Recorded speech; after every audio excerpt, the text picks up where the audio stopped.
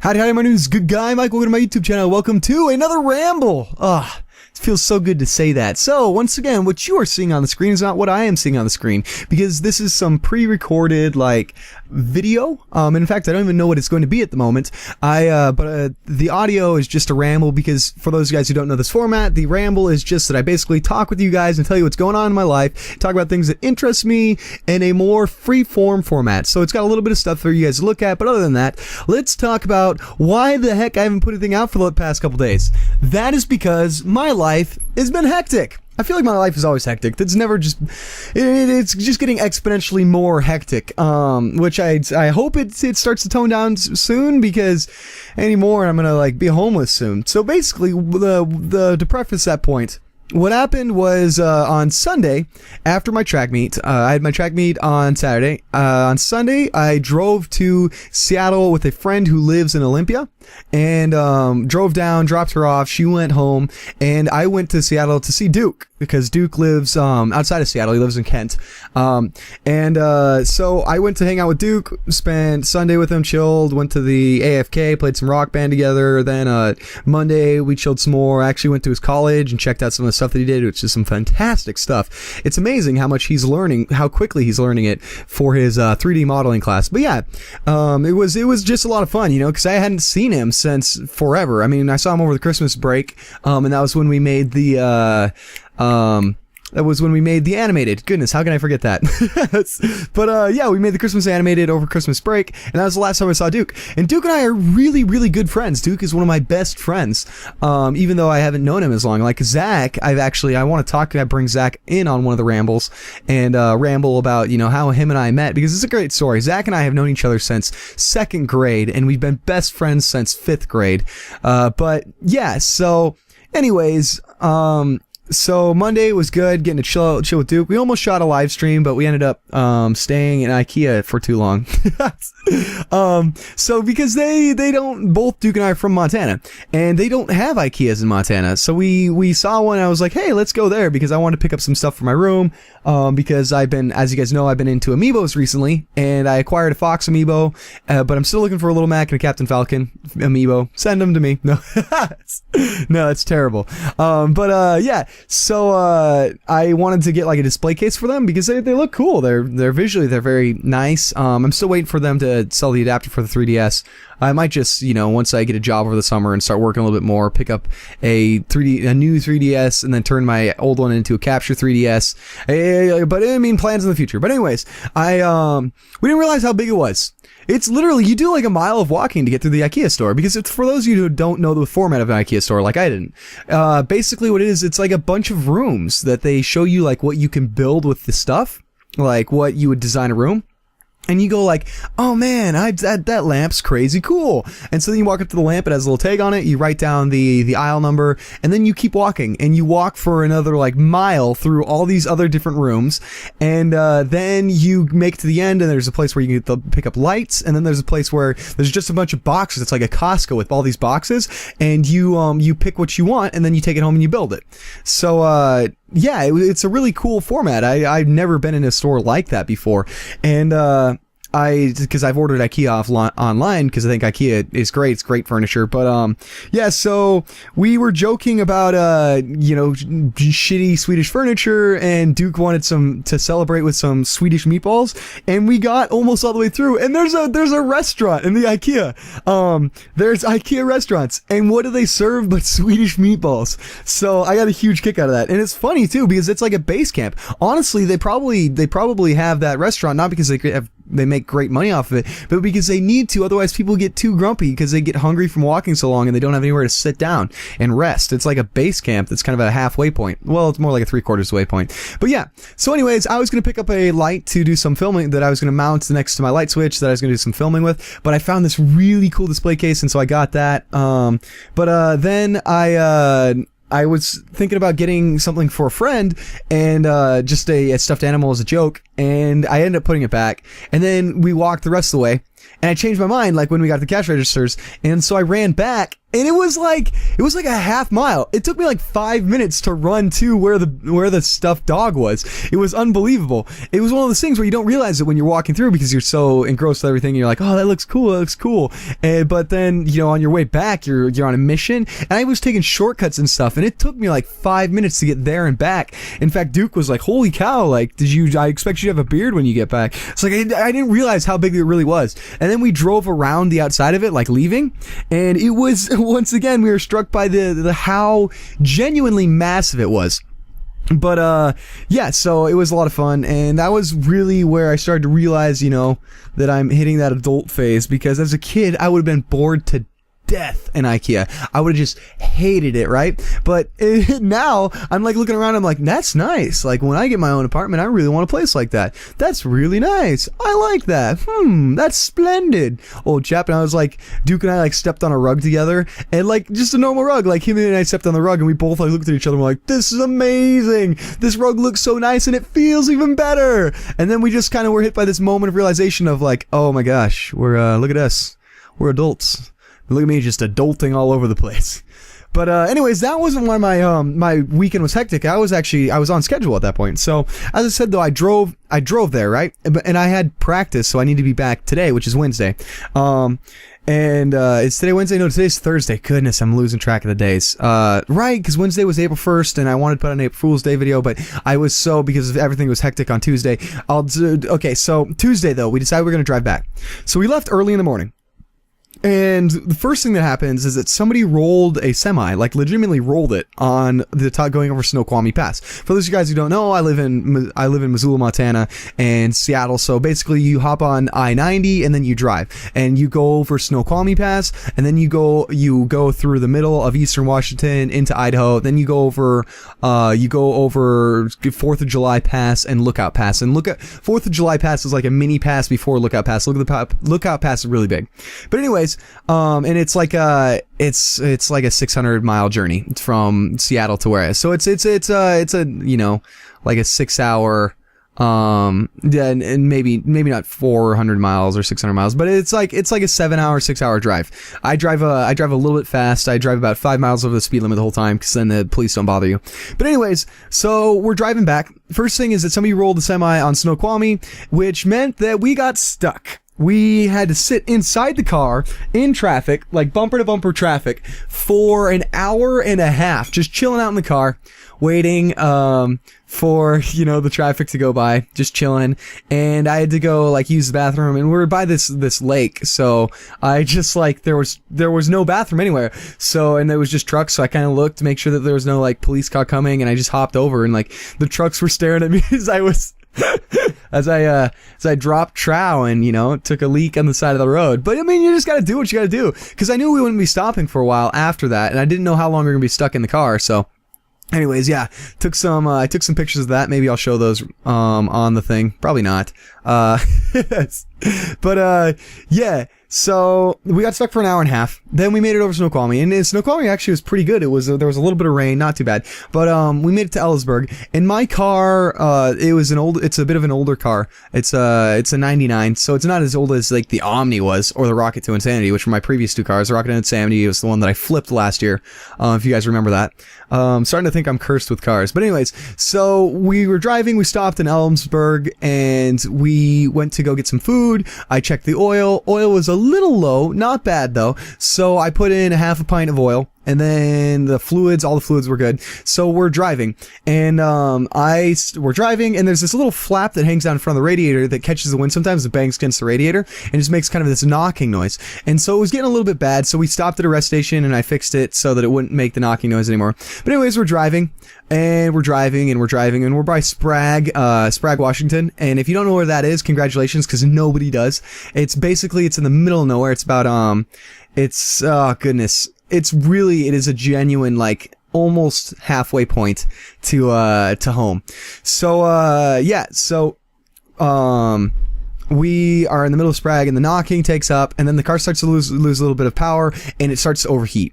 And so I'm just like, oh, dang it, like, we're going up a hill, so maybe the car just overheated. So we pull over, the car's dumping a little bit of fluid, so I stop, we're in the middle of nowhere, we can't go anywhere, so I call the highway patrol. And I called the highway patrol and I was like, hey, so our car overheated. Can we get some water? And they're like, yeah, so they will send a trooper. So they just sent a trooper. And like this guy shows up in a police car. He pulls up behind us, turns his lights on. And, he, super nice guy, Officer, Hanson. And, so he was like, hey, what's going on? I was like, so the car overheated. I showed him the fluid and I was like, it dropped right over here. He's like, okay, well, I can give you a lift to Sprague if you want. To give you a lift, you can pick up some water there. Then I can drive you back. So we're like, yeah. So we sit in the back of the cop car. Like, he opens up the door, and for those of you guys who have never had the luxury of riding in the back of a cop car, either because you've never been arrested or you've never had your car break down, it's an interesting experience. This one wasn't as bad as the one that I had to get into when I was like a little kid, because one came to our school, and my father's a lawyer, so I've met police officers before, so I personally have never been forced to ride in there because I've never been arrested. Fingers crossed I never get arrested.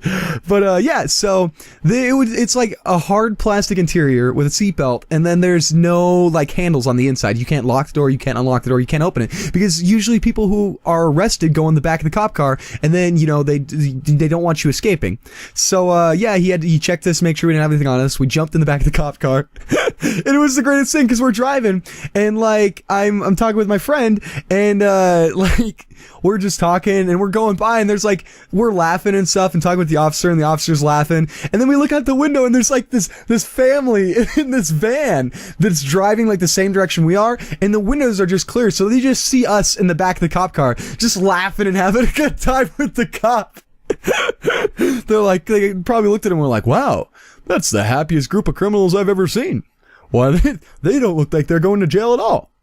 So anyways, we pull up to the gas station, and as we're pulling up, it's funny because there's these guys that locked their keys in the car, and so they're using like this jimmy bar to try and slip down into the window to unlock the car, and when they see the cops show up, they get really nervous and really suspicious looking, because obviously it looks suspicious. I don't know if it was suspicious or not, but it looked suspicious, and so they're all like looking at each other like, oh no, like and so we the cop comes over, opens up our doors, we get out, go into the gas station. The lady in the gas station's like, oh goodness, like, well, what are you doing? And like, oh, the officer gave us a ride so we could pick up some water. And she's like, oh yeah, well, I'm glad you guys aren't in the back of the cop car for the wrong reason. And we're like, haha, me too. And she's like, I was in the back of the cop car for the wrong reason. I was like, he's like, yeah, only took once, but then I decided I never wanted to do it again.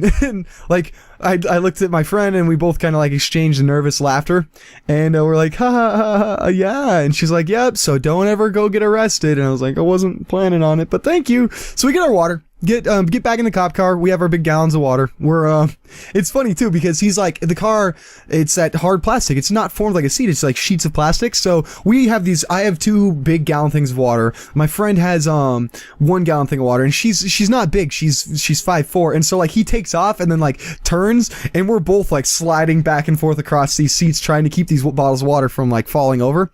But anyways, we get back to the car. Cause the plan was that we were going to top it off, and then we're going to drive a little bit slow. We're hopefully going to make to Alberton, where my Uncle Ron is, and he could check out the car. And, so we go to the car, we top it off a little bit, and it's making this weird noise though when I squeeze the hoses, cause I put the fluid in there and you squeeze the hose to make sure it's not vapor locked, right? But it was making this like weird, like noise, right? Which, like, it shouldn't have been making. It didn't feel like it had really any pressure in there, which was kind of bizarre, but I was like, whatever. And all of a sudden the officer goes, oh, there's your problem. And not even kidding you, I'm actually gonna put up this picture, because that's like a 2-inch by 1-inch hole in the front of my engine block. So apparently the knocking noise that I heard it started to throw a rod, and I just assumed it was the plastic thing on the front of the engine. So it threw a rod through the side of the engine block, which, for those of you guys who are not as mechanically inclined, basically that means that I totaled the car. I destroyed the engine, so we'd have to replace the entire engine. And that's more than the car is worth. So because it wasn't like some nice like motor car where the body's worth a lot. Completely totaled it, and there's no quick fix. Now here's the thing: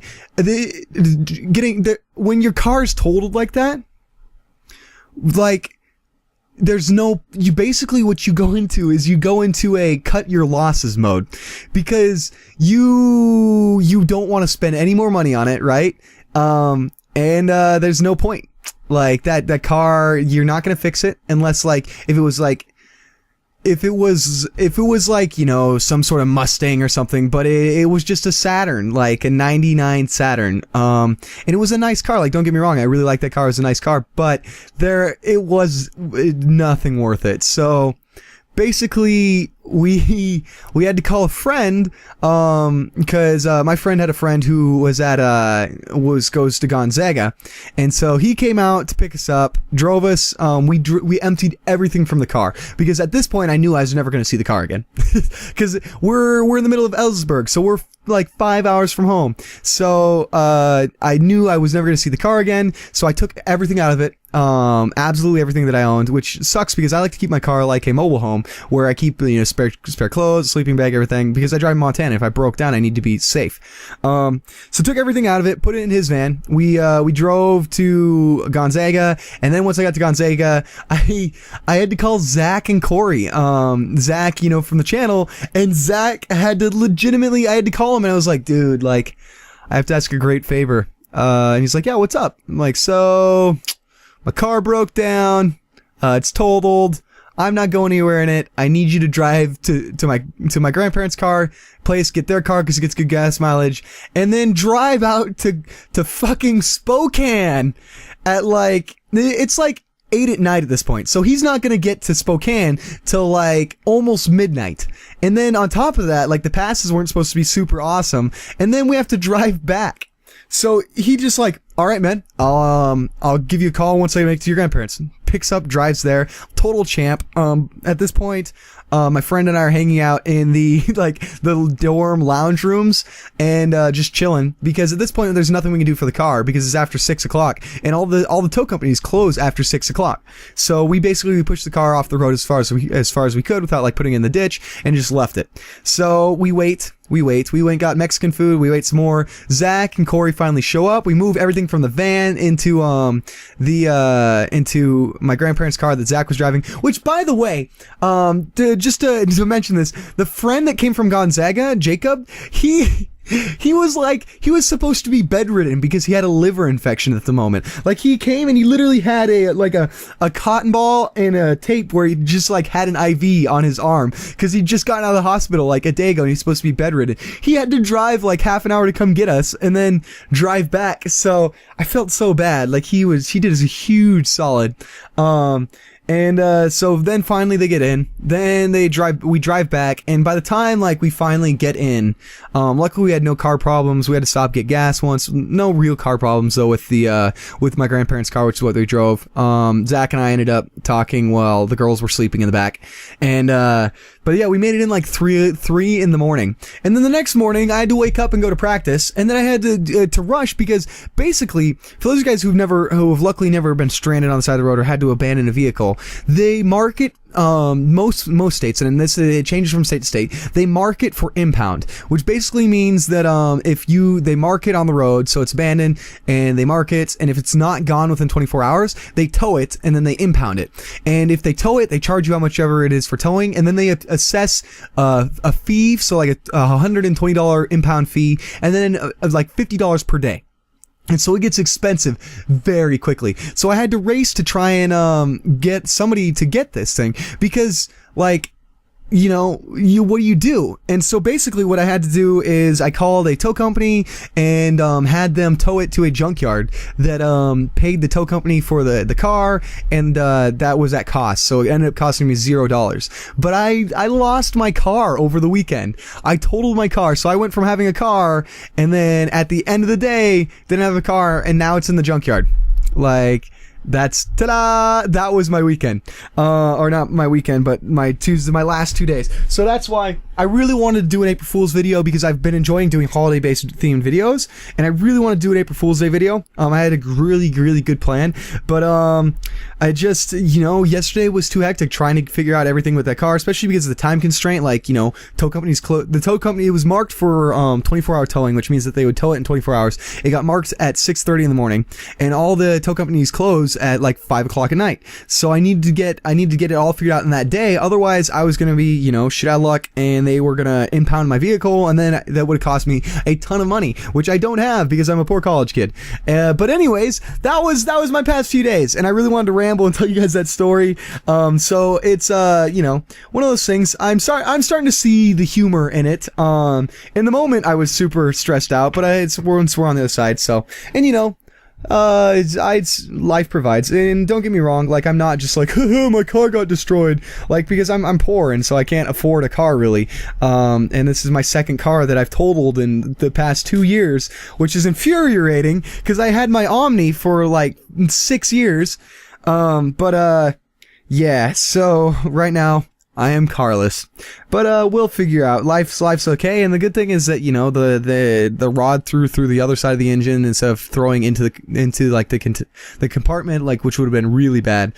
But yeah, so that's life for me at the moment. Anyways, guys, sorry that this video is going to be a little late today. I'm going to try and get it uploaded as quick as possible. Once again, just super busy with everything that's going on right now. Anyways, thanks for watching, guys. Like, favorite, subscribe. Always helps me out. You guys, keep doing you guys, and I will see you in the next one. Take it easy. Bye-bye.